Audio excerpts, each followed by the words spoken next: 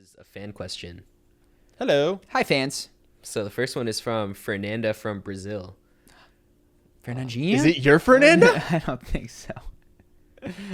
So she That's says, so funny. I did have a moment of like, Fernandinha. Oh my God, Fernanda, I haven't spoken to you in so long. she says, I'm a doctor, but what I really wanted to be back in high school was a writer slash journalist. My parents pushed me towards medicine because my father's a doctor and because here in Brazil, job stability is very hard to achieve. They also thought that pursuing journalism would be a waste of my good grades, but for some time now, I've been writing too for science magazines and I love it. Most people around me support it and seem to think it's a cool side gig to have, but when I talk about leaving medicine to pursue a full-time writing career, they seem to think I'm out of my mind. There is a prestige around the medical profession that I find to be unhealthy, especially in underdeveloped countries where people have more respect towards doctors than sometimes CEOs, for example, with huge businesses and overall more impact in the world. Do you think you can change people's mentalities about career prestige, and if so, how? Can I go? Sure. So the first thing I would say is I thought there was a fascinating quote when I was in investment banking, which is a very prestigious job in quotes, was when you want intelligent people to do something that's not good for them, bait the hook with prestige. So in any decision, I would say the best thing to do is go completely prestige agnostic and throw it out. Yeah. So Assume that nobody was going to be proud of you. Exactly. Because it So- won't make you feel good that they are. Exactly. So don't run from something because it's prestigious. I'm not saying prestige is bad, but also don't do anything because it's prestigious. So yeah, if you want to be a writer, but it's less prestigious than being a doctor, I say go for it. Yeah. It might make less money, but if you don't care about that, then yeah, do what you care about. So I have It's your life also. This is the Yeah. other thing. I actually had a fascinating thing. My dad, who loves our company now, initially was very skeptical and wanted to talk me out of starting this business to stay in private equity where it was guaranteed I'd make millions of dollars. But what I realized in talking to him, he didn't have to go to the office every day for 14 hours. He could just tell his son to go do the job, and then his son would be wealthy and great. Yeah. There'd be no monetary stress. And if I ever had a family, it came from love. He wasn't expecting to see a dime from me. But when it's not you, it's so easy to tell the person, go do something you don't enjoy, right? So whoever you're talking to that thinks you should be a doctor does not have to go to the hospital or does not have to see patients, does not have to have the day-to-day, minute-to-minute, every single day experience that you don't enjoy as much as writing. So yeah, they shouldn't get a vote. You're the one that has to do your job every day.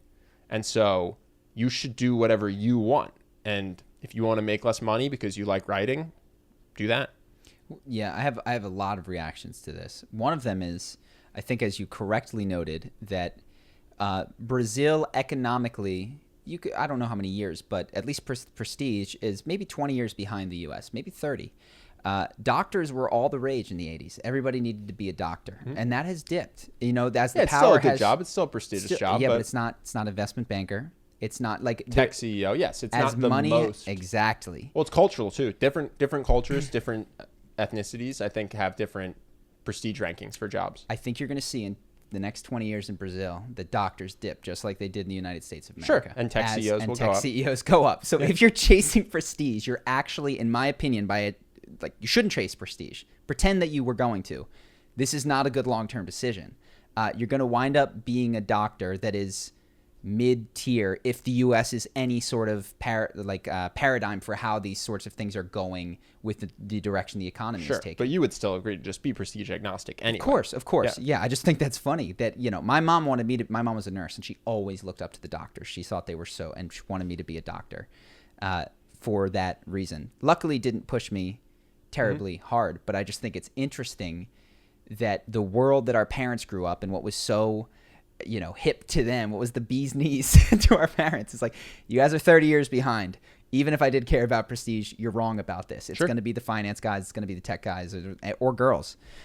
So the second thing, to just pile on to what Ben had said, go without prestige. And then what I think will find, Tim Ferriss quote, people are very quick to get in your way before you've started moving. When you're deliberating and on the fence, everyone has a loud opinion. Once you start moving, people get out of the way. It's very, very interesting. Yeah. So when they sense that you're uncertain and you could still be a doctor, this is when the cries to not leave will be the loudest. But if you dive in and go, up, too late. Yeah. they just get out of the way, as they would for, somebody else who had already chosen to be a journalist of some kind. Yeah. Soon as we were in Brazil, my dad was supportive every step of the way. Because Yeah. it's, okay, you're doing this, Mm-hmm. The other thing, I think the question was, how do I get people to care less about the prestige of my job? Yeah. I would also not worry about that.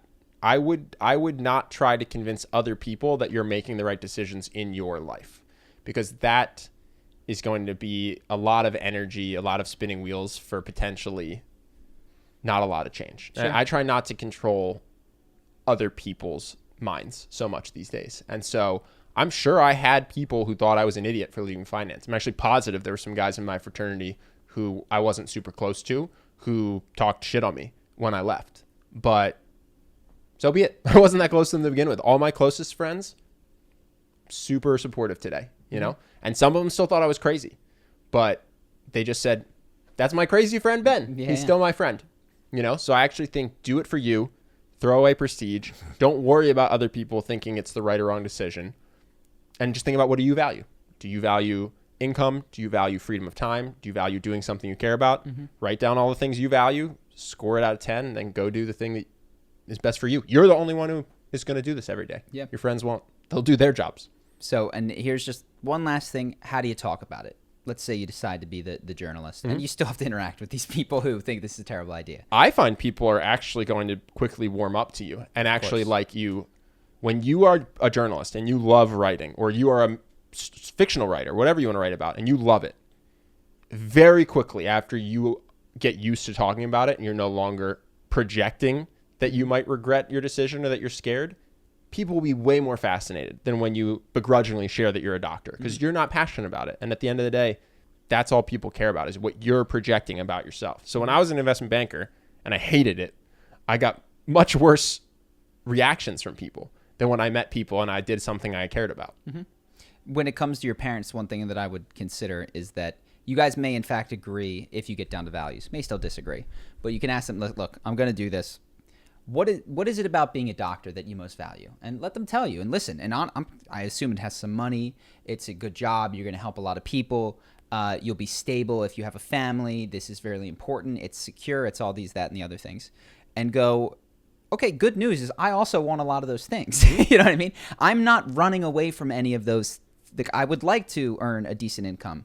But the one thing that you didn't mention in there, which is paramount importance to me, is my happiness. Day-to-day happiness, yeah. And so I want all of those things, but I have to be happy as well. I think we can agree, because if I got all of those and I was miserable, I don't think you'd want that for me either. Mm-hmm. And then, walk through, okay, journalist, yes, I'm going to make less money, yes, or this, but it'll be enough and I'll be happy and I got these things. And push comes to shove.